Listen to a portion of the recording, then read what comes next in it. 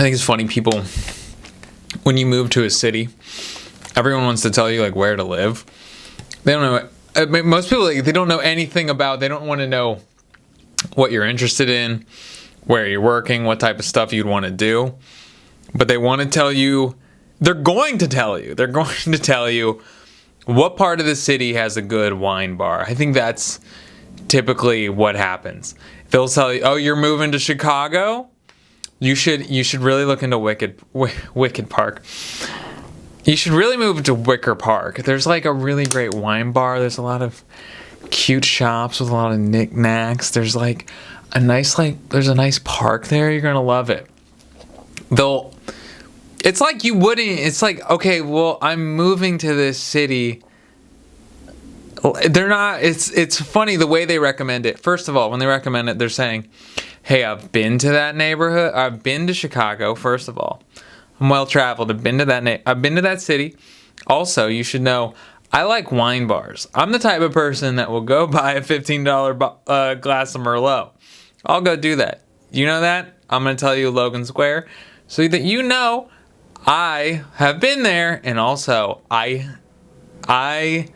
have expendable income to buy a $15 glass of Merlot." I think that's, or maybe it's really them just saying, this is a safe neighborhood. Because if you can buy a $15 glass of Merlot in the neighborhood, there's not a lot of crime. Maybe, I don't think I'm wrong. I'm going to stand by that. If you can get a $15 glass of Merlot, drink it outside on a patio, yeah, there's probably not a lot of violent crime in that neighborhood. So people don't consider when they give you a recommendation. They don't know your budget. They don't know where you're working. They don't know what you're interested in, but they want to give you a recommendation. So it's funny when I moved to LA, I moved to K-Town, and the office I worked at was in Santa Monica, and people that I worked with were like, "Why didn't you just move to Santa Monica? Why didn't you move here?" And then you're stuck with this weird conversation where you have to say, I guess I don't make as much money as you do.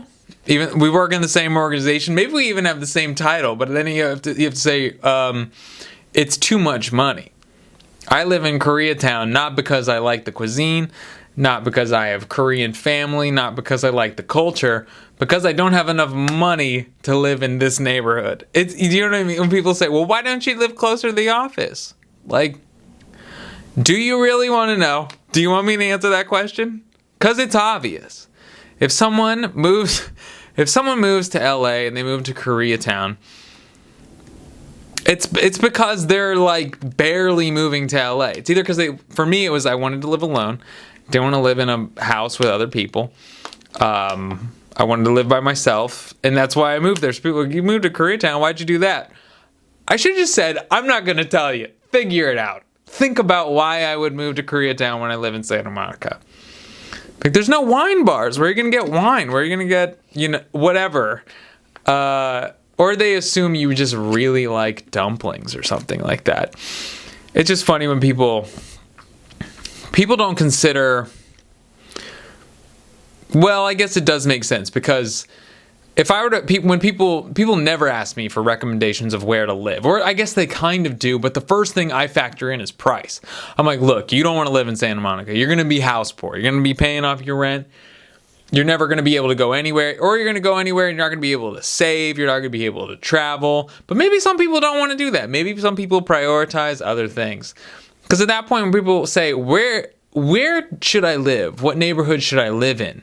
Then I got to ask questions like, how stable are you financially? That's a question I have to ask. If you're like, what neighborhood should I live in? You should do the research online. You should plug it into some sort of calculator, figure out how much you should be budgeting on your rent or your mortgage.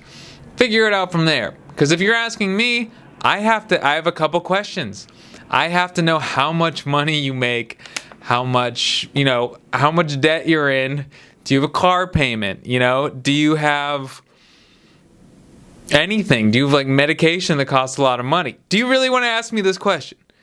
Do you just want to tell me where a good wine bar is? Then you can kind of go around there, figure it out from there where you want to live. I can do that. I can play that with you. I'll do that. if that's what you're asking, like, where should I live? I'm like, okay, what do you like to do? What's your budget? Because now, I mean, I have my house that I bought, and the neighborhood is like, I mean, it's just a little bit, it's dirty, you know, it's like, it's not super clean, it's not, but that's how it is. It's kind of grungy, it's kind of up and coming, there's a lot of, it's a warehouse district, and people ask me, and people do ask, like, well, why'd you buy a house down there? I'm like, first of all, I bought a house in Los Angeles. It's in Los Angeles, and I bought a house. People are like, why'd you buy a house there? Okay, well, the first thing is like, wow, you bought a house. Congratulations, that's very impressive. I don't really understand why really what it is you saved enough money to buy a house, and that's cool. And all right, thank you. But then they're like, why'd you buy it there? I'm like, you just asked me. You just answered your own question. You were surprised that I was able to buy a house. And then you ask, well, why did you buy it there? It's because this is the house I could buy. This was the option, you know? So it's people like, why did you buy a house down there? I'm like, because I could. Because that was the house.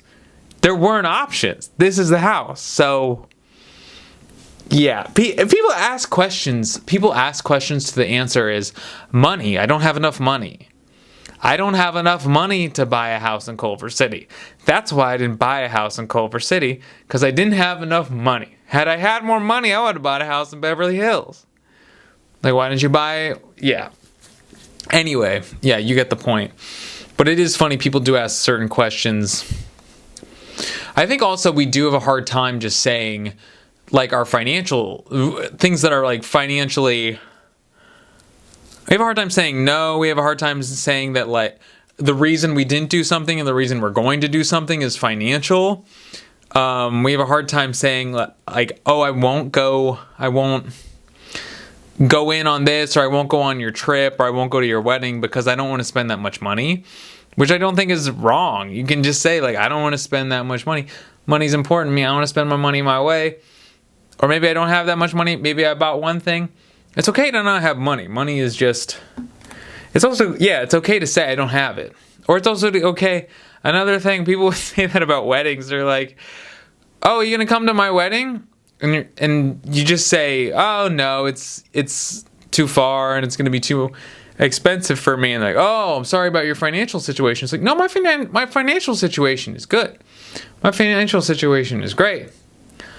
Just, I don't want to spend money going there, which is, I mean, it's kind of like disrespectful, but it's also you being honest with the people that invited you to their wedding of how important you are to them, which isn't disrespectful, but it's just also letting them know that's not that important to me, which I think is good. I think it's good to, like, openly communicate to people and not lie and say, oh, I have something that weekend. I couldn't go. I really wanted to, but I couldn't go. When that's not true. You had nothing that weekend, or you did have something, but you could have pushed it off, so that they think that you do value the friendship more than you do, which could cause problems later down the road. Eventually, they're going to expose the fact that, like, look, you're not that important to me in my life. And that's okay. It's okay. It doesn't mean I think you suck. It doesn't mean that I don't want to see you. It doesn't mean if you come to my city that I don't want to maybe get dinner. It just means I'm not going to sacrifice that much time and money to go to your wedding. That's all. Okay. All right. I've actually re-recorded this, but I wasn't talking to anyone. I haven't talked to anyone in a long time. But incels are involuntary celibates. If you don't know what an incel is, I think it's funny though, because even by definition, it's involuntary celibates, but they kind of become voluntary celibates because if you know them, they're a bunch of, like, no pussy getting dudes that hate women and hate women for not having sex with them and them being polite because they were polite. Women don't have sex with them. They hate women. So now it's almost like they're voluntary celibates. So it's a funny name because if one of them does get presented the opportunity, because he's in this group of, like, guys, none of us are fucking. None of us are gonna fuck anyone. And that's like our pact. And it's like a community around that. And you wanna, it's an ideology that like you know what, sex isn't for us. And I mean, it's definitely like a negative community to be a part of, but it definitely a brotherhood, a community nonetheless. But if one of them does get the opportunity to have sex, he can't be an involuntary celibate, right? By definition, because he either does have sex and he's not celibate, or he turns it down and then it's voluntary celibacy. So it's a funny thing if a guy does get presented with sex, he kind of has to go to the rest of the group and be like, look, guys, I'm not a part of the group anymore. I don't participate. I'm getting sex thrown at me, you know? It's on the table. It's on the table for me now. So like, I'm not a part of this, and the whole ideology breaks down. Yeah, it's such a funny concept to me. Those poor guys. It's yeah, they have to kind of like abandon their whole belief system. There was something about incels that, this was it. I think it's when you're growing up, I think this is everyone, but you're taught this very basic idea of chivalry or being polite or respecting women in an odd way, because it's almost good guys hold the door open for women and pull their chairs out, and then women will have sex with you because that's what like knight in shining armor gentlemen do. That's all you got. If you open the door, if you buy a meal for somebody, if you I don't even know, you pull your chair out, they'll fuck you. They'll have sex with you. It's like kind of what you're taught. You're not taught to be considerate and be kind and to listen and maybe just respect anyone in general, even if someone you're not trying to have sex with. That's not the idea, but it's like if you're a gentleman to a woman you go on a date with, if you check all the boxes, and then really what involuntary celibates are doing is they're like, I checked all the boxes, I paid for the meal, I bought her a flower to go on her dress, I pulled her chair out, and she didn't have sex with me. Now, like, I'm owed something. You know what I mean? Like, I'm owed that. That's how they said it would go. Which isn't really what they're taught. I mean, it's not what we're taught as men. But it's close. It's easily misconstrued as that. So kind of, I mean, it does, like, I do have a lot of sympathy for them because it does. I mean, when you're young, I mean, you just don't understand things that well. You don't really pick up on it, especially if you're not raised around a lot of women. You're taught that way, and then if you're never taught anything different, you're just confused and you're angry because you're not, not only is it like you're not having sex, but nobody's talking to you, you're not connecting with any women, you're lonely, you're not getting any sort of intimate connection. It's because somebody explained it to you in the wrong way. And a lot of guys, they feel like they're burning resources, you know what I mean? They're spending a lot of their time, they're spending a lot of their money on women in hopes of like having a sexual experience or getting some sort of validation as a man, having a girlfriend or something, and they don't get it. And yeah, it is ass backwards. I feel like chivalry is kind of, I don't know if chivalry is the right word, but being a gentleman, I don't think it helps anyone. I think it just sets people up for disappointment. And feeling like you're owed something. So when people do talk about gender roles and gender as a construct, I'm like, yeah, it is. It totally is. It's not something that actually exists. And I think it also tells people this is what your lot is in life. This is how you behave. If this is how you behave, then this was what's going to happen. And it's not true. So in general, I'm watching people become more non-binary or just androgynous or just even not abiding by their, born gender. And I'm like, well, this is great. This is great because I think it addresses more humanity of the person, than it does what your lot in life is in a series of boxes you're supposed to check in order to achieve what you're supposed to in life. So, yeah, it's just how we were raised. I think we were just raised real. This is how it goes. We were raised, this is how it's going to be. If you do these things, you'll have like a pretty cool life, and your life's going to look exactly like that, and that's what it should be. You'll be happy once you get there. So I think that's why involuntary celibates are so disappointed, is because they checked all the boxes and then they get there and they're like, I'm supposed to be happy. Because in reality, even if they did have sex with a woman, it wouldn't make them happy. Because that's not what makes you happy. Believe me, I've had sex with a woman, and it didn't necessarily make me happy. It wasn't the reason I was happy or mad or sad or whatever. Let me think what else I have. Okay. I am full on addicted to breathing exercises, which sounds weird.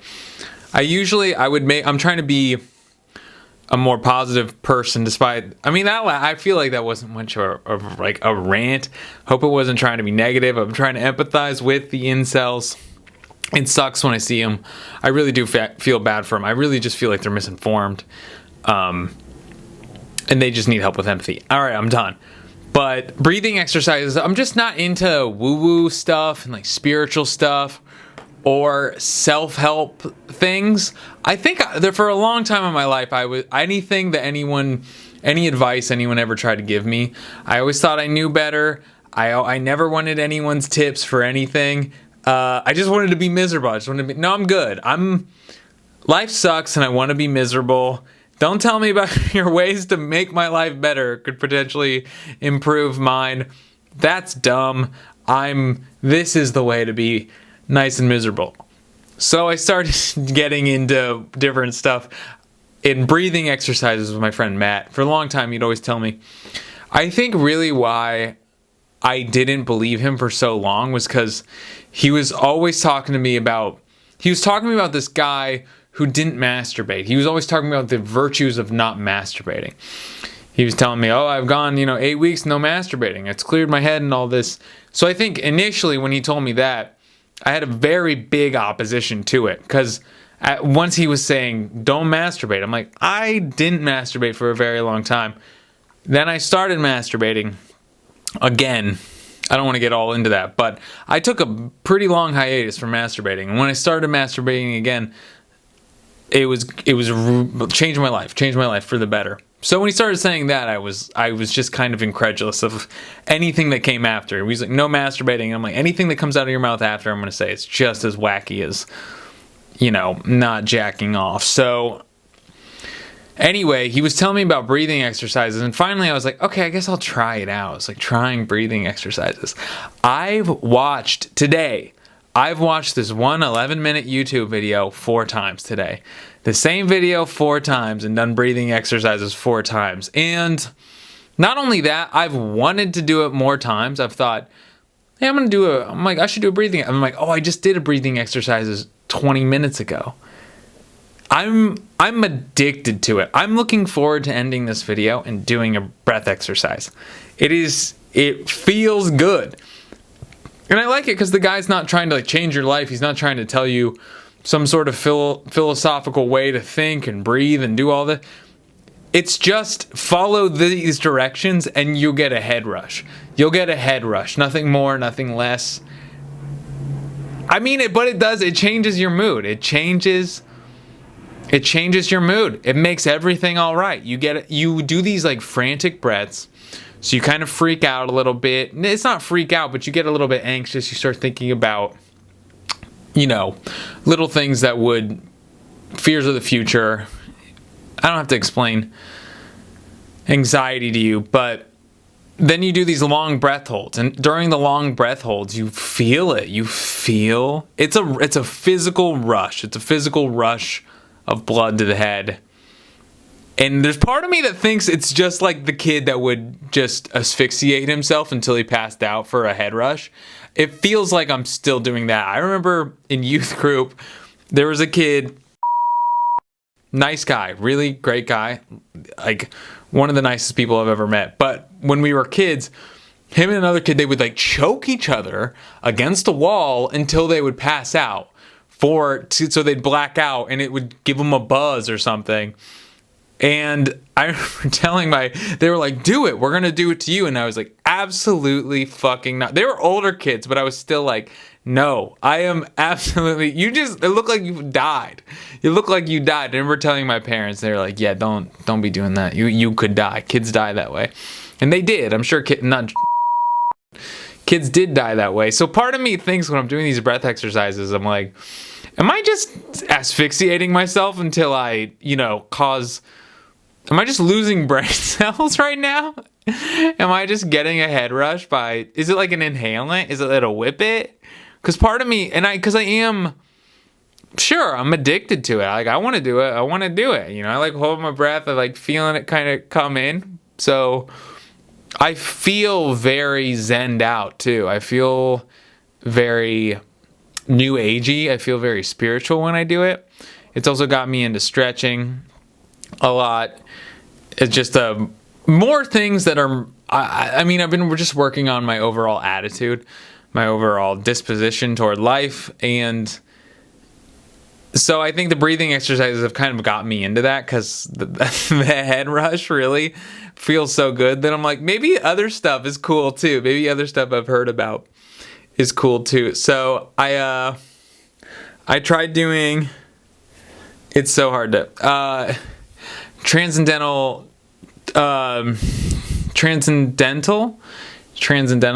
Meditation, TM.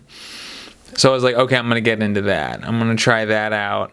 Because I think I had before. I just didn't have the patience. But this time, I was going to do it. I was going to like give it the full shot. And I did this.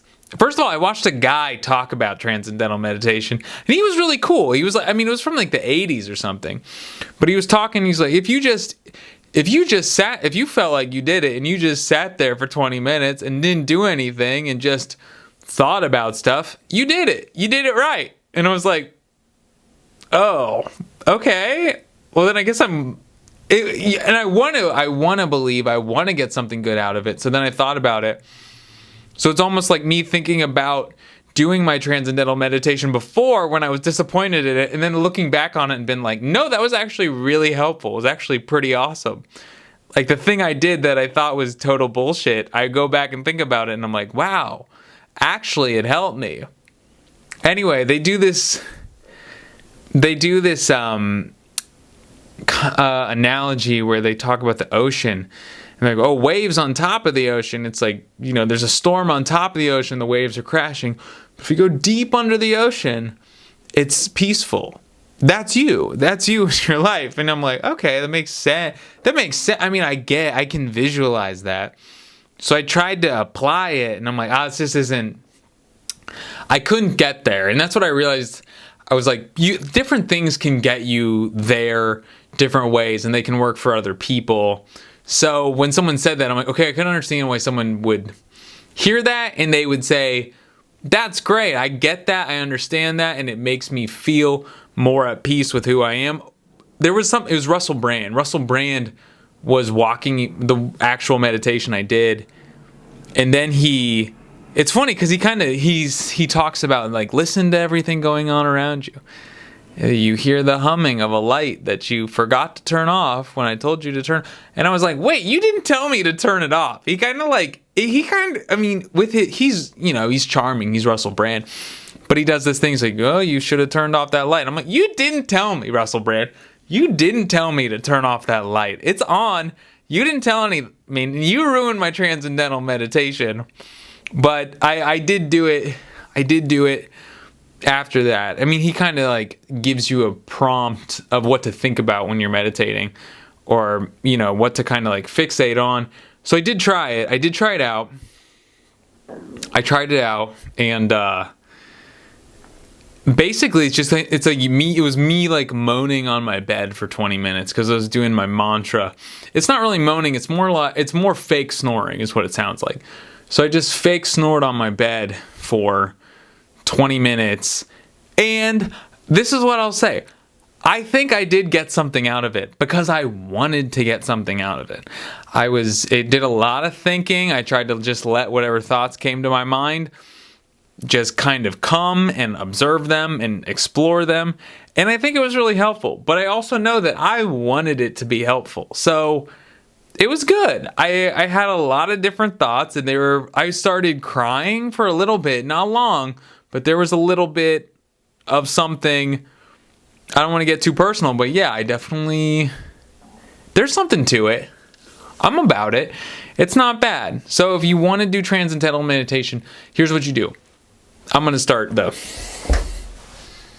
Okay, so yeah, if you want to do Transcendental Meditation, what you should do, just lay on a bed, sit in a chair, cross your legs. It really doesn't matter. That's the whole thing. That's what I liked about Transcendental Meditation. I liked about the breathing exercises is that there's not too much coaching. It's kind of freestyling. They give you a very simple thing to do is focus on something physical. And that made it easy for me. Okay, I can lay on a bed and like focus on making a noise and repeating a noise. I can do that. Or I can focus on breathing. I can follow a breathing rhythm and I can hold my breath. So it's not just some sort of thing where it's like, think about your mom and how much she loves you or doesn't love you. You can it's a physical thing that you can focus on, and then you just see what mental thing, spiritual thing, emotional thing comes, which was helpful for me. So with the breathing exercises, I pet my cat when I'm doing it. It doesn't matter. It's not like you didn't follow the rules or something. You can just do it. And then whatever you did was it. Whether it was positive or it probably won't be negative, but it was fun though. I'm trying to think what thought I had that might not be too personal. I think I've been thinking about family vacations a lot. And I remembered being in Colorado Springs with my parents watching Nickelodeon, watching NSYNC on MTV, really like getting into cable TV when we could, because we didn't have it when I was a kid. But it made me think, like, parents just plan this. I mean, I had a great childhood. Like, I'm probably an annoying person to be around because it just was pretty good, because I thought about it and I was like, really what my this is the story I was going to tell. Really, my parents would take us on vacations, and they were just, let's try to have a good time with the boys. Let's try to have the boys have a good time. If the boys have a good time, we'll have a good time too. It was really just my parents. My whole childhood was my parents just making sure the boys were having good experiences, like having a good childhood. That was the focus of their lives, was to make sure that we had a good childhood. I'm not bragging, but that's how it was. I'm just crediting my parents with making sure I didn't turn into a total scumbag, which I didn't. Maybe that's why I turned out. I feel like I did. I'm doing better now. I think I'm doing well. So anyway, this is the story I remembered. I remember we were in Indianapolis. It was my brother and I. And we were just like, it was like the Pokemon card age, whatever that was. I think it was like 3rd grade or something. But we were in Indianapolis, and my brother and I remember we were just like bickering. We were just bickering all the time about anything and everything, almost to the point of it was muscle memory. It wasn't even like we were really upset about anything, but we just bickered about anything. It was just like everything had to be something. We just had like a toxic relationship. I think that's pretty common of siblings. But I remember being in the hallway of the hotel. It was a nice hotel. And I remember saying something, and I remember thinking, man, Johnny and I are fighting a lot. I remember thinking, like, maybe because my parents had given us cues that like they were kind of getting downtrodden with our just incessant bickering at each other. But I remember having the thought, I'm like, man, we're kind of ruining this vacation. I remember thinking that. I remember thinking about, man, Johnny and I are fighting so much. This has to be, like, This has to be bad. And in that moment, I don't know if this is actually, I remember having that thought. Maybe it was a couple hours before, maybe it was right then. But then I remember my mom telling me, I remember my mom saying to me, like, you boys are ruining this vacation. And I remember thinking, like, yeah, no, I get that. Yeah, I get that. We're definitely ruining this vacation. We have to be so annoying. Because just to have the perspective to realize that this is nonsense. We're fighting over nonsense. We're really only fighting because it is our relationship. Our relationship is to fight. We don't really know how to interact with each other if we're not just fighting about Pokemon cards. So it was kind of funny. It wasn't like I didn't say, well, Johnny's being bad. Johnny's the one. He's ruining the vacation. I was just like, no, it's both of us. We're both kind of responsible for this miserable vacation that we've created. I feel so bad because my parents were just trying to like show us a good time, take us to Burlington Coat Factory and buy like a hoodie or something. That's another memory that was just a part of that vacation. But another just example of my parents trying to be good. But yeah, that's what I thought about when I was doing my Transcendental Meditation. I was like, wow, that's pretty cool. That's pretty cool because I thought about, I'm like, okay, that's why I'd like to have children. I'd like to have children soon because I'm starting to understand it. I'm starting to get it. I'm starting to think about how you can kind of be singularly focused on someone else's happiness. Makes it a lot easier. It makes it a lot easier for yourself if you're not focused on your own happiness because it's a little bit ethereal. It's a little bit out there. It's a little bit intangible. Happiness isn't a thing, but if you can look at someone else and see them experiencing joy, it's a lot easier. Like, oh, if I'm just focused on someone else and trying to make their life better and give them, especially a child, because kids are cute. So, I guess it was a helpful meditation. So I actually do recommend it. I might do it tonight, actually, when I finish this, but the other thing, this one's so lame. Lame's offensive. Is gay offensive? Yeah. I mean this is both lame and gay in the best possible way. Because I'm about to say it. And I think it's pretty good. But it's both lame and gay, which I mean as compliments. I mean in the best possible way. But this was something I said. I was like, you give people the knife to stab you. So when you say, oh, you're hurting my feelings. Oh, you hurt me. Look what you've done to me. Oh, you've hurt me. I think that's manipulation. And that's what I've realized. And I was like, only anyone can I don't feel bad if someone's like, oh, you hurt me, you hurt my feelings. If I don't feel like I hurt their feelings, I might say, oh, okay, I'm sorry.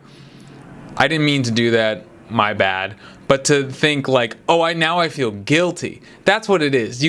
I feel guilty about that. So if I try to guilt someone into feeling bad, because think how much you do that. You're like, I'm going to make them feel bad about what they did. That's really my goal. I'm not trying to get them to say, oh, hey, sorry, work on the relationship, build it back, mend it, make it better. I'm like, no, I want them to feel bad because I feel bad. So I'm going to guilt them. I'm going to manipulate them so that they feel something that I felt.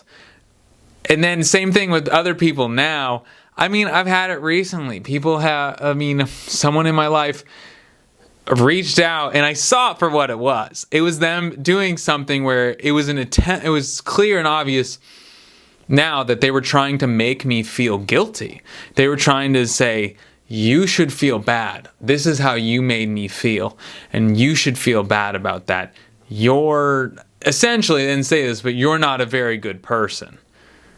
And in an attempt to make me feel like I'm not a very good person, and for me to kind of respond in a way that would admit that and say, not even admit that, but to respond and say, oh, I feel so bad.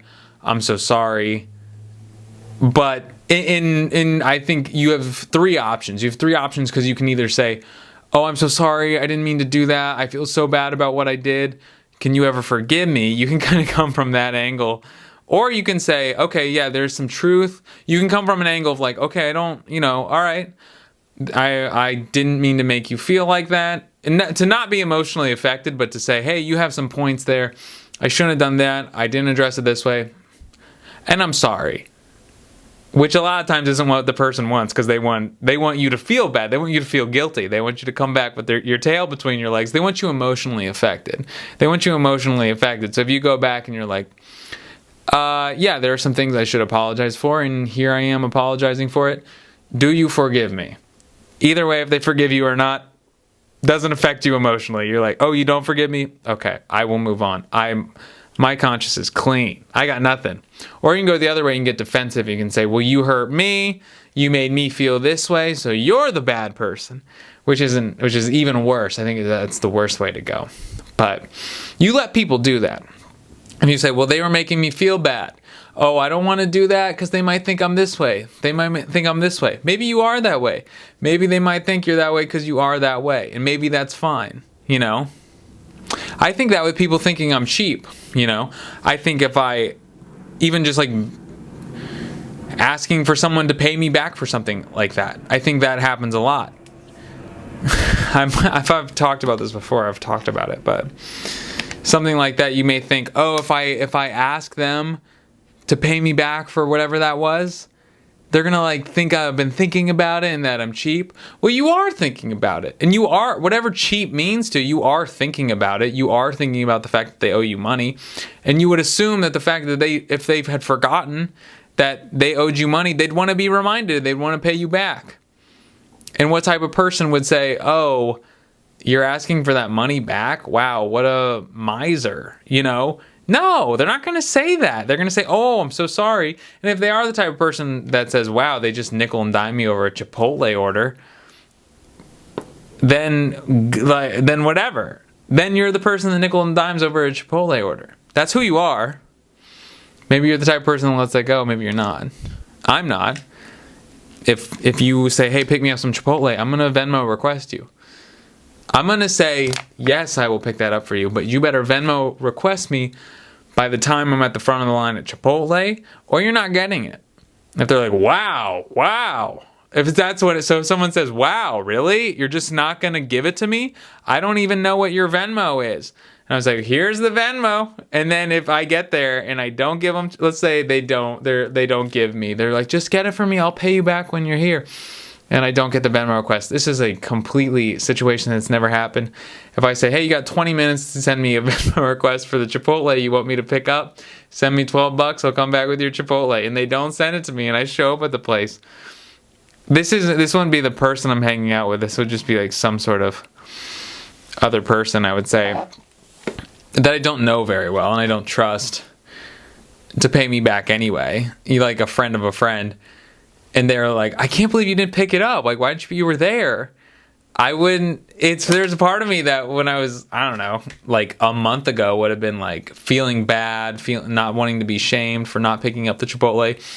But now I realize I'm the type of person that I'd say, well, you didn't get it. Like, you had your chance, you didn't do it. That's on you. And if they were to hold that against me, I wouldn't care.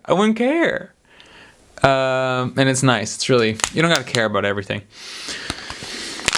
That's it. Chipotle. Yeah, that's it.